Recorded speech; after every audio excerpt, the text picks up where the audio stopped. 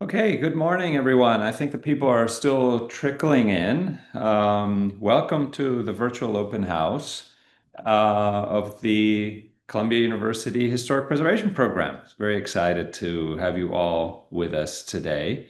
Just want to make sure that you can hear me and that all the tech is okay. Um, those of you that are online, oh, thank you. I see some thumbs up. How wonderful. Thank you. You're all very well versed at the tech. All right, so let's get started. I want to give you a bit of an overview of the preservation program and the curriculum, and then I want to make a little bit of time for all of you to ask any questions you might have, as you consider applying to the program. So let me share my screen. Let me go ahead and um, give me a second to do that. Okay, so at the bottom of the page, you see the campus of Columbia University. That's where our school is, right to the right of that dome building, which is called Low Library. Beautiful campus designed by McKinley and White here in New York. And I want to start with a little image here to show you and give you a very concrete example of the way that we approach historic preservation. On the left, you have a historic ship. It's a fire ship that was used at the beginning of the 20th century by firefighters on the Hudson River. And it is actually now a historic ship run by one of our alumni. And you can see the color red and white on it. This is the color of emergency, if the color of emergency response. It's a steel ship, and it needed a new paint job to be conserved so that it could be preserved. So there needed to be a tech resolution to a problem that was very material based. Now, what Huntley did was to collaborate with an artist, Taba Auerbach, to rethink what that coat of paint might look like and to reimagine that pattern such that it could actually relate to the wave patterns of the water, but more importantly, so that it could connect with audiences in a different way and make people think about the relationship of this boat to the water and to the city of New York and to emergency responses in the past. So a technical problem was given a technical and aesthetic solution in order to engage with the broader public and, in fact, to give new meaning to a historic object. And we call this approach experimental preservation. And so it is through that lens that we engage with the historic and existing built environment here at Columbia. We have some amazing faculty, some of which there's two kinds of faculty. There are the full-time faculty, and then there is adjunct faculty. Full-time faculty there's three of us. There's Andrew Dolkard, Erica Avrami, and myself. We each have different emphases. So Andrew Dolkart is a historian and an expert on preservation nationally and especially in New York. Erica Avrami is a preservation planner and policy expert. She deals with at the structural level, at the large scale of policy regulation, and she deals with international issues. I should say right away that one of the differentiating factors of Columbia University in our preservation program is we are a very international program and very diverse program. So many other programs in historic preservation around the world tend to be local, they tend to be national. And so your classmates might be from, a 100-mile radius around that school or from within that particular country or region. Our students come from all over the world, and so do our faculty. So we're very proud of that. And in fact, we do train students to be able to work anywhere around the world and take leadership jobs anywhere around the world. I also obviously serve on the full-time faculty. I approach preservation more on a case by case, whereas Erica deals with more structural, systemic questions. I work on specific projects in specific places as a preservation architect and as an artist, really balancing those two roles and thinking about questions of technology, aesthetics, and community engagement through specific projects. We have quite a roster of faculty members who are both architects, preservation architects like Kyle Normandin or Paul Bentel or Theodore Proudhon. We have, or Andre Jauregui and Kate Regev. We have preservation planners like Carol Clark. We have preservation conservators. So Mary Jablonski, Norman Weiss, were experts on chemical processes or material technological processes. Tim Michiels, for example, is a preservation engineer. John Walsh is a stone and concrete conservator. And then we have also experts on new technologies such as Kevansh Kose and Bilge Kose, who are experts on artificial intelligence, 3D management of data, 3D scanning documentation. So we're really integrating all the new technologies with traditional conservation, policy, history, all of the things that really are required in order to preserve a place and give it new meaning.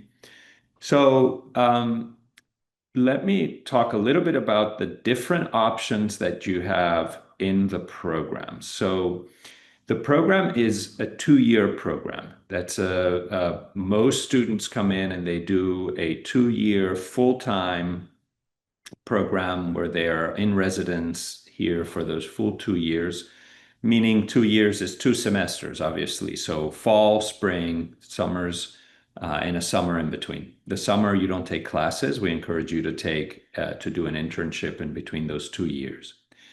Now, for those of you that are architects or engineers who have significant experience in preservation already, you may apply for advanced standing in the program to pursue specialization in preservation technology and reuse design. And that means that you can, if you are granted advanced standing, complete the program in 1 year. Some of you might be out in the field, might be working, and you might not be able to or not want to stop your job, and you might be close to New York so that you can come and go, and you might be interested in the part-time path through the program. So that is a path that allows you to take half the classes every semester and be half-time, and that means that you will complete the program in 4 years. So that gives you a sense of the flexibility. So you can, again, the program is 2 years. There is, in some cases, some folks might be able to, depending on their prior experience and prior degrees, be able to complete it in 1 year, and some folks might want to be completing it in 4 years. We offer that flexibility. We also offer dual degrees with other programs, so either in urban planning or architecture or real estate development. And of course, there is some benefit to that. There you are saving time. So here you have the options that if you do, for example, preservation and urban planning, 2 years plus 2 years would normally be 4 years. But here, if you do the 2 programs together, you can overlap certain classes and you can complete it in 3 years. Similar situation with architecture and real estate. So the program at Columbia in preservation is a studio-based program, meaning that the kind of central core of the curriculum is studio. And some of you might be very familiar with the studio pedagogy. Some of you might not. Studio is both a course and it is a place. A place is it's a room, and you have your own desk, and that's where you are basically doing all of your homework, all of your work, and you are with other students. So part of it is we really encourage you to be together in the studio room. But the studio is also a class, and it's a class in which you're doing teamwork and working on real world projects to try to develop the skills to solve preservation problems. And you are applying the knowledge that you are learning in other classes. So every semester in your first year, you're taking a studio, and then you're taking required and elective classes around that studio. Your first semester is all required classes. It's really the foundation of what we call the SLAB curriculum, meaning that every student that comes out of Columbia has the capacity to integrate the main aspects of preservation practice, which is you have to know how to work with people. You have to know how to work with communities, the people who are going to be actually in situ benefiting from those historic resources. So community engaged research. You're going to have to know about materials and laboratory techniques and building techniques, because you are going to have to resolve conceptual, social, political issues ultimately in a material tectonic form. We are dealing with the preservation of the built environment. So you're going to make changes to that built environment. So you need to know about that. You're going to be dealing with history. So we're going to have to learn about archives and historical research. And you're going to need to know about buildings, their life, their design, their expression, their aesthetics, and the technologies that put them together. Some of you might have already some experience in some of these aspects, and you might not have experience in all of these aspects.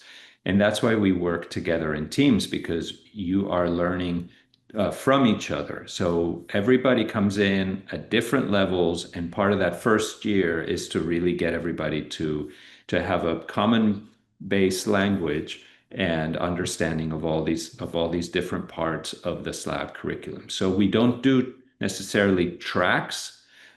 We don't have you look exclusively at one part of the curriculum. We ask and encourage you to look holistically, because even if you're not going to do that part of the work, when you eventually get out into the profession, you're going to need to talk to people, and you need to be able to dialogue with people who are doing that work in a team. We work together. We go into a lot of field trips. We want to make sure that you actually see places, that you actually that you experience places. So, for example, traditional building technology is a class that does a lot of field trips. You want to understand what a dry laid foundation looks like, a balloon frame. Nothing better than to actually go there and be able to see it in person. So, classes like, for example, preservation theory in practice is a class in which you are, starting with the small architectural fragments, developing the methodologies to understand that it's how that fragment becomes meaningful historically. So I'm just going to take a moment and to help you think through this by giving you an example of something that we do in that class. So we have an incredible preservation technology lab that has a wonderful collection of historic fragments. And when you come into the program, you get to pick one of those fragments, and you get to complete that fragment. So let's take the one that is in color in the center, which was the choice of one of the students in the last few years. The first question we ask is, when we talk about preservation, we talk about cultural experience. Where is that cultural experience? Where does it reside? In some degree, it resides in you, because you are the person experiencing, or in a subject, but that subject also requires a place, a thing through which you're having that experience. So in fact, the location of preservation of cultural experience, it's somewhere in between objects and people. It's in that exchange. And so in the class, we're not only working with materials, but we're actually also thinking theoretically, reading conceptually about the fact that the work with each material is indeed a conceptual kind of work. In preservation, we're not just dealing with materials to solve physical problems, we are also solving cultural, political, and engaging with those problems. And perhaps solving is not necessarily the right word to use over here because we are not just solving problems. In many ways, we are giving those problems a an expression. We are showing the problems. One of the first things you do is to learn to observe and to document. If those of you that are artists, perhaps and architects and engineers and have a training in drawing, may be more familiar with that. But actually, everybody can do this work. So you learn to observe by drawing, and then you learn to pick up on the details. You learn to understand, what is this physical reality? What does it hold in terms of cultural meaning and expression? For example, the pattern on these fragments, the decorative patterns, may be associated with a certain culture, with a certain period in time. The way that is manufactured also gives you clues as to when it was made, by whom, what were the meanings that were being projected onto it. And so you learn to read the world for meaning, but you also learn about the material world as being very specific and having a story to tell. Now, that's all done through observation and documentation. And then you're reading about those in, for example, works like Alois Riegel, where you're reading about values. What does it mean to ascribe value to an existing building? Then, of course, we're asking you to complete this fragment. You're doing the research. You don't know what this fragment was like. So you're experimenting, creating, you're engaging your creative mind in the expansion, the extension of this fragment. How big was it? How did the pattern repeat? Did it repeat? And so, of course, you're going back to the origins of our discipline when John Joachim Winkelmann was really one of the founders of what we now call preservation, was talking about the question of how do we understand the past through imitating the past. And imitation is not the same as copying. There is a big creative dimension in imitation through which we are actually innovating and remaking and rethinking and reconceptualizing the past. So you see here some examples of what this student was trying to, alternate and really reimagine what possibilities are for completing this fragment. And then, of course, we're reading some of the great thinkers in preservation like Viollet-le-Duc and Ruskin, who had very different approaches to how one completes things. Then you're thinking about materiality. We encourage you to work, for example, with different materials, including clay, and to think about, well, if I'm going to physically extend this fragment, how do I actually do it? Do I attach it? Will that damage the existing fragment? Can I reverse the damage that was done if I need to damage the existing fragment? So we use our collection not as a precious thing to look at, but we think about it in terms of you get to actually manipulate these fragments, and sometimes you break them. Sometimes it's a part of the process of learning. So we are encouraging you to experiment. Again, we really emphasize the experimentation process. And so here the student is experimenting with different ways to complete this fragment. And ultimately, through a lot of research and visits to the Metropolitan Museum, we're very fortunate to have incredible cultural resources here in the city of New York, which is our laboratory. She was able to identify similar tiles in their collection, which were actually not square tiles, but very long tiles that had these bands on the sides of if you can see over here, I don't know if you can see my cursor. I hope so. That had these bands on the sides of the brick, which meant that the brick was actually held upside down on top of in a ceiling and held up by two beams. So she started to understand the construction process. This other student, Matt, had just the sculpture on the top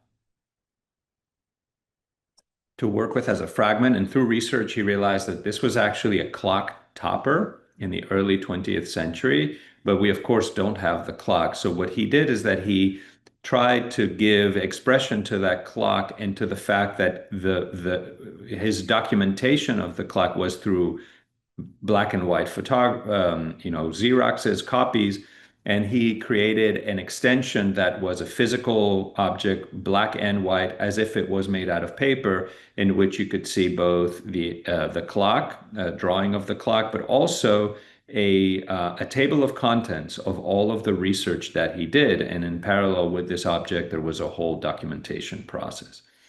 So we learn to think about preservation by actually engaging with the physical fabric of the built environment. And we learn our our program is very focused on teaching you methods. How do I do something? The methods that you learn in this exercise, which we're kind of giving you a taste of what one of the exercises in one of the classes, what do they do? They're teaching you a method that can be scalable up to a building, can be scalable up to a city. When you're dealing with preservation, you're always going to be starting with documentation. You're always going to be starting with research. You're always going to be engaging with a community. You're always going to be creatively imagining, experimenting, testing. And of course, that creative aspect of preservation is often overlooked uh, in other programs, and we really emphasize it. We believe that you cannot change the world unless you are creating and imagining new things. And we believe that you're here to change the world because uh, we really firmly believe that preservation is an incredibly powerful tool of change, social change, environmental change, political change. And so we are committed to that, and we are committed to having you engage in discussion and thinking about these questions very carefully together. So we encourage and promote group work, discussion. In Studio One, you're doing group archival research. We have the benefit of having Avery Architectural Library, which is the premier library for architecture in with a lot of original drawings, original books in the Americas.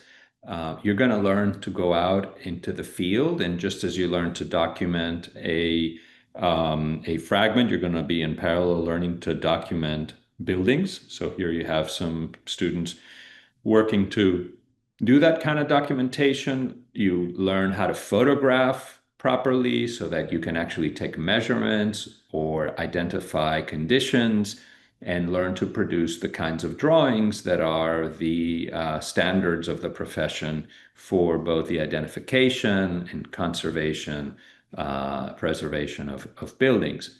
You're also going to be doing some architectural drawing. This, again, might be very familiar to some of you that are already architects or engineers.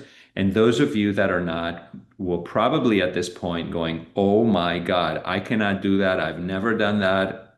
This program is not for me. Fear not, okay?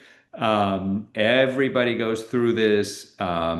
This might be the one time you do a drawing. We give you a lot of help and support.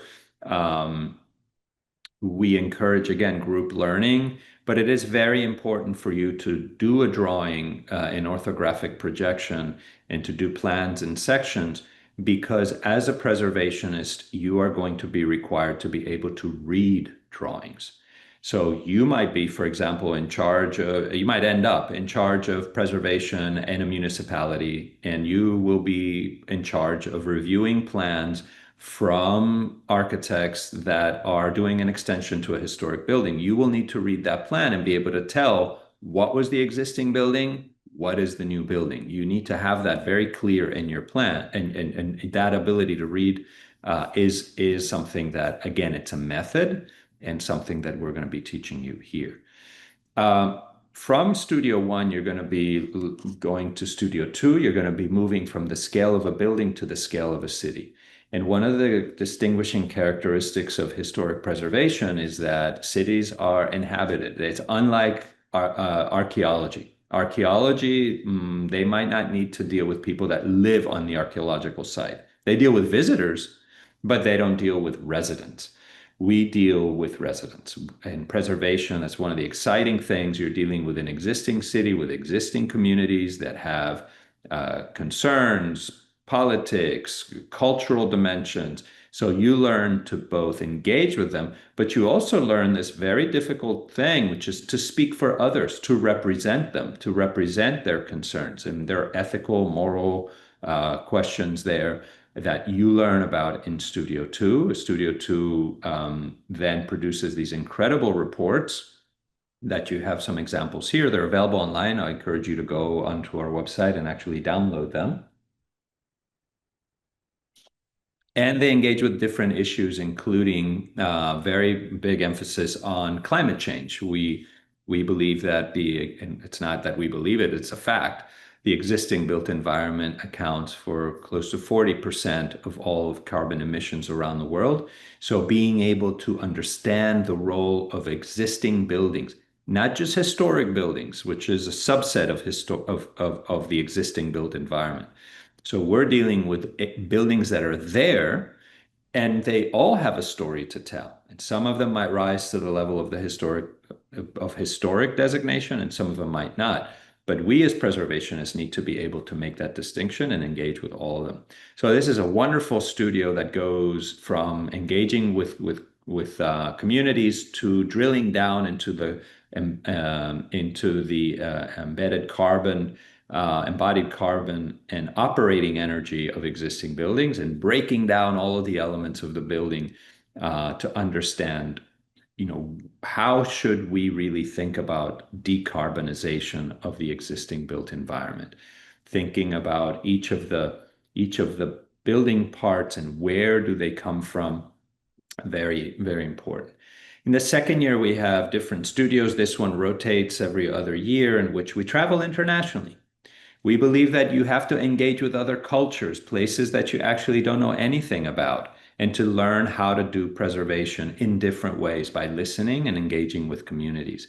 So our second year studio, for example, that has a more of a planning emphasis, travels to places like Ghana, Ethiopia, Myanmar, has traveled to many different places to look at different building cultures, building traditions, and, for example, earthen architecture, which is one of the most sustainable building practices, has been set aside in the modernist period, but is actually coming back in very interesting ways today. We also deal with historically charged and culturally sensitive buildings. For example, our studio, this one is a design studio. It is a experimental preservation studio. It is open to architects and non-architects. So even those of you that might not have an architectural background but are interested in questions of technology and design can take this studio. And we're looking at adaptive reuse. How do you take a building like, for example, here, the US Embassy in Dublin, which is the project we're doing this week, and we travel to these places. Next week, we're traveling with all the students to Ireland to see this building and see examples of adaptive reuse in Ireland. How does one do that? So this is a design-centric studio. We've been to places like Venice to work on these 16th and 17th century shipping warehouses where students do different kinds of projects. So for example, here on the left, you can see a student, Nicolas Moraga, who was very interested in the fact that in Venice, you have to replace the foundations of buildings every so often, and those foundations are made out of wood pylons that are driven into the mud and then covered up with brick. So he developed a whole project in which the pylons of these existing ruined buildings were replaced little by little and shown to the public as they were replaced, so that they became an exhibit to the public and engaged with the local community in and the global community that visits Venice as tourists in understanding the built fabric and of Venice and what is unique and historically significant about it, which is its construction methods. On the right is the project, and this was somebody that this part, like this kind of project on the left, is somebody that doesn't necessarily have to have a design background to do that.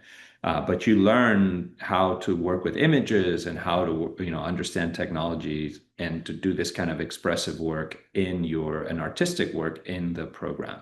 On the right is somebody that had more of a design background and who thought about the full adaptive reuse of this building into a puppeteering a museum. There's a strong tradition of puppeteering in Venice, and she was trying to put it in the global context. And so you can see here how she designed new wooden trusses, new pulley systems, and in fact thought about the whole exhibition of the entire interior to, the collection even at the level of museography. So we also teach how interpretation of historic sites can be done through museological curatorial methods.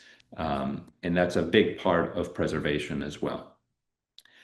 That brings me to your second year. So in your second year, this is something very important also for the application process. We encourage you to tell us, what do you want to research? Your entire second year, apart from taking classes, obviously, is devoted to your own individual research project. This is your thesis project. There is a thesis preparation class in the first semester, and you are already writing your thesis in that first semester. And then you're moving on to your second semester where you actually complete the thesis.